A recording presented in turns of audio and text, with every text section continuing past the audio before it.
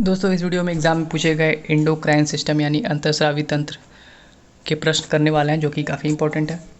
पहला प्रश्न है, वृषणों से कौन सा हार्मोन स्रावित होता है? तो आपका राइट आंसर हो जाएगा टेस्टोस्टेरोन। वृषण यानी कि टेस्टिस जो है उससे टेस्टोस्टेरोन हार्मोन स्रावित होता है और पुरुषों में एक जोड़ी टेस्टिस जो कि पाए जाते हैं। चलिए आगे देखेंगे। कौन सा हार्मोन रक्त शर्करा को बहुत कम होने से बचाता है? तो ग्लूकागन जो हार्मोन है वो रक्त शर्करा को बहुत कम होने से बचाता है। आपका करेक्ट आंसर हो जाएगा ऑप्शन नंबर बी। चलिए आगे देख। मनुष्यों में अंतःस्रावी ग्रंथि नहीं है। अंतःस्रावी जो तंत्र है उसके अध्ययन को एंड्रोकाइनोलॉजी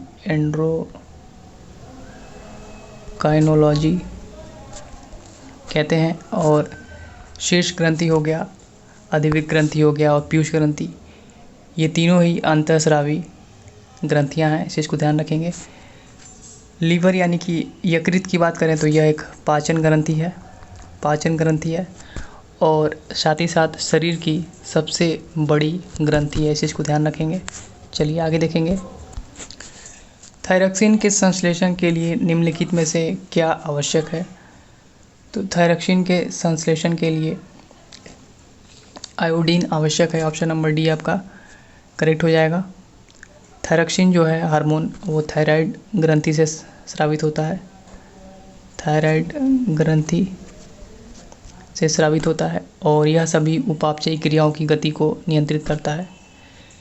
रक्त के प्रति 100 मिलीलीटर में लगभग 0.3 ग्राम आयोडीन होता है और जो थायराइड ग्रंथि है वो दिन भर में लगभग 120 माइक्रोग्राम आयोडीन रक्त से लेकर और 40 माइक्रोग्राम आयोडीन वापस रक्त में क्या करती है? मुक्त करती है। और शेष का जो उपयोग है वो अपने द्वारा स्रावित हार्मोन्स के संश्लेषण में करती है, तो इस चीज़ को ध्यान रखिएगा आप। चलिए आगे देखेंगे। अंतःस्रावी ग्रंथियों को डैश भी कहा जाता है। तो अंतःस्रावी जो ग्रंथियां हैं उनको वाहिनीहीन ग्रंथि भी कहते हैं, क्योंकि अंतःस्रावी ग्रंथियों में क्या होता है, नलिकाएं नहीं होती हैं जिससे वे नलिका विहीन ग्रंथियां भी कहलाती हैं। पीयूष ग्रंथि हो गया, पिनियल ग्रंथि हो गया, थायराइड, एड्रीनल, अग्नाशय,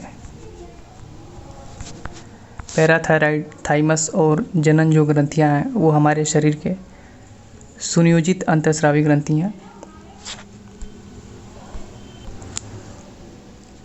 निम्नलिखित रासायनिक पदार्थ में से कौन सा अग्नाशय यानी पेनक्रियाज द्वारा स्रावित किया जाता है? तो जो अग्नाशय है यानी कि पेनक्रियाज के बीटा सेल से इंसुलिन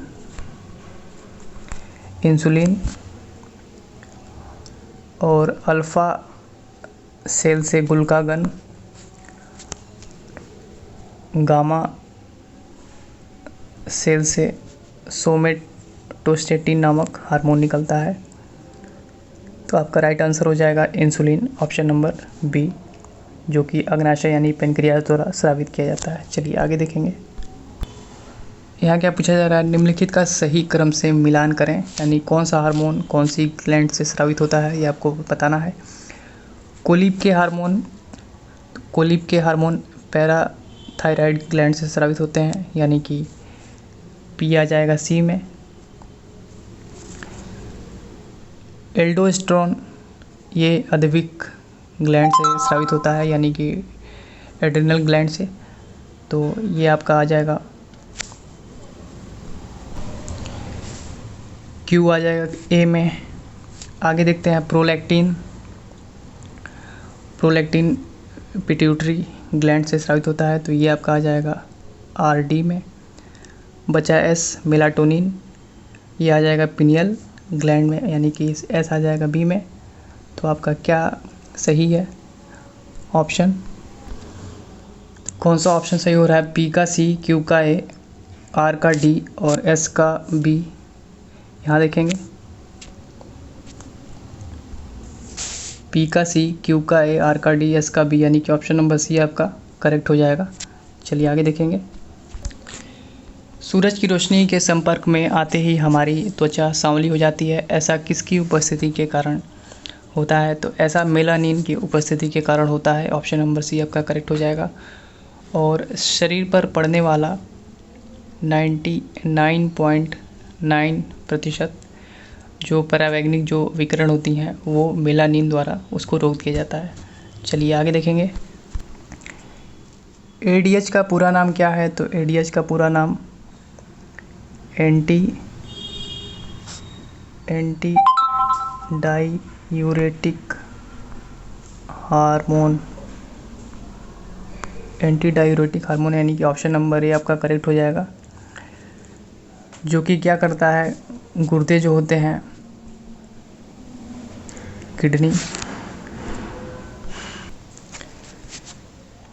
एडीएच क्या करता है, किडनी द्वारा शरीर में पानी की मात्रा को नियंत्रित करने में मदद करता है। और एडीएच को वैसोप्रेसिन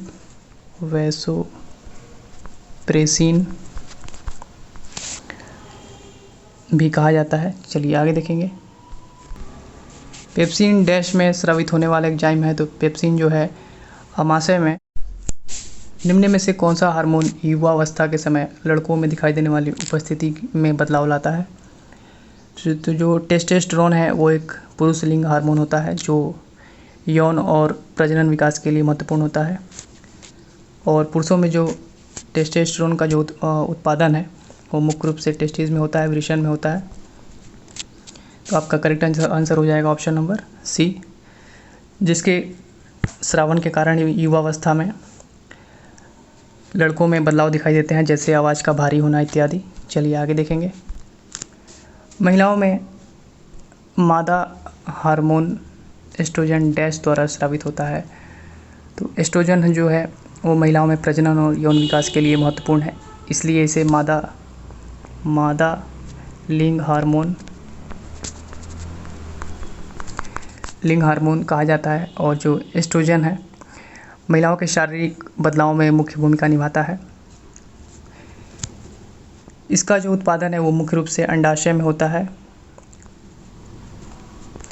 साथ ही एड्रिनल ग्लैंड द्वारा भी होता है और कुछ मात्रा में भ्रूण और प्लेसेंटा द्वारा भी होता है। तो चलिए आपका करेक्ट आंसर हो जाएगा ऑप्शन नंबर डी, अंडाशय। चलिए आगे देखेंगे। डैश एंजाइम नहीं है। तो इंसुलिन जो है ये हार्मोन होता है जो अग्नाशय यानी कि पैनक्रियाज के बीटा सेल में बनती है। चलिए आगे देखेंगे। थायरॉक्सिन के संश्लेषण के लिए डैश आवश्यक है। तो थायरॉक्सिन के संश्लेषण के लिए आयोडीन आवश्यक है। और जो थायरोसिन है ये प्राथमिक हार्मोन होता है जिसे थायराइड ग्रंथि द्वारा स्रावित किया जाता है। तो आपका करेक्ट आंसर हो जाएगा option number B, iodine thyroxine के संश्लेषण के लिए आवश्यक है। चलिए आगे देखेंगे। रक्त में शर्करा यानी कि शुगर के लेवल में वृद्धि हुई है, इसका पता किसकी कोशिकाओं द्वारा चलता है? तो आपका करेक्ट आंसर हो जाएगा ऑप्शन नंबर बी, पैनक्रियाज। चलिए आगे देखेंगे। पुरस्थ ग्रंथि से होने वाला स्राव डैश में प्रवेश करता है। तो पुरस्थ यानी कि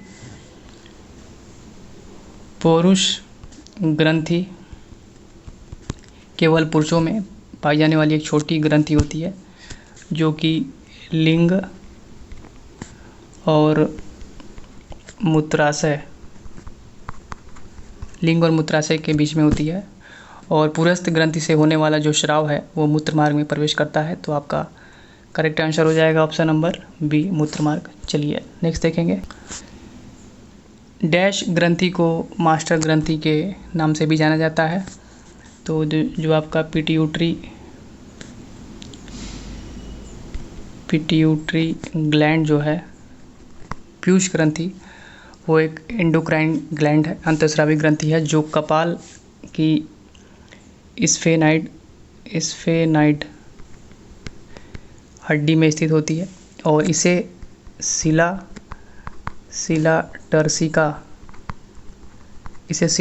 टर्सिका भी कहते हैं।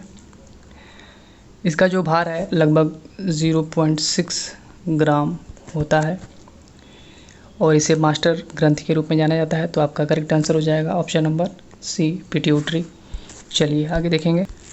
निम्नलिखित में से कौन सा हार्मोन बच्चे के जन्म के बाद दूध बनने की प्रक्रिया को उत्तेजित करता है? तो जो प्रोलैक्टिन हार्मोन है बच्चे के जन्म के बाद दूध बनने की प्रक्रिया को उत्तेजित करता है। तो आपका राइट आंसर हो जाएगा ऑप्शन नंबर बी, प्रोलैक्टिन। चलिए नेक्स्ट देखेंगे। अस्थि मज्जा में मौजूद कौन सा हार्मोन आरबीसी उत्पादन को बढ़ावा देता है? आपका करेक्ट आंसर हो जाएगा एरिथ्रोपोइटिन, जो कि अस्थि मज्जा में मौजूद एरिथ्रोपोइटिन हार्मोन है, जो कि आरबीसी को उत्पादन को बढ़ावा देता है। चलिए नेक्स्ट। डैश में हार्मोन सामान्यतः अनुपस्थित होते हैं। तो जीवाणु में क्या होते हैं? हार्मोन सामान्यतः अनुपस्थित होते हैं। करेक्ट आंसर आपका ऑप्शन नंबर सी हो जाएगा। चलिए नेक्स्ट। यकृत द्वारा स्रावित पित्त डैश में मदद करता है। तो यकृत द्वारा जो स्रावित पित्त है वो पाचन में मदद करता है। ऑप्शन नंबर ए आपका करेक्ट हो जाएगा। तो दोस्तों ये थे इम्पोर्टेंट आपके 21 क्वेश्चन।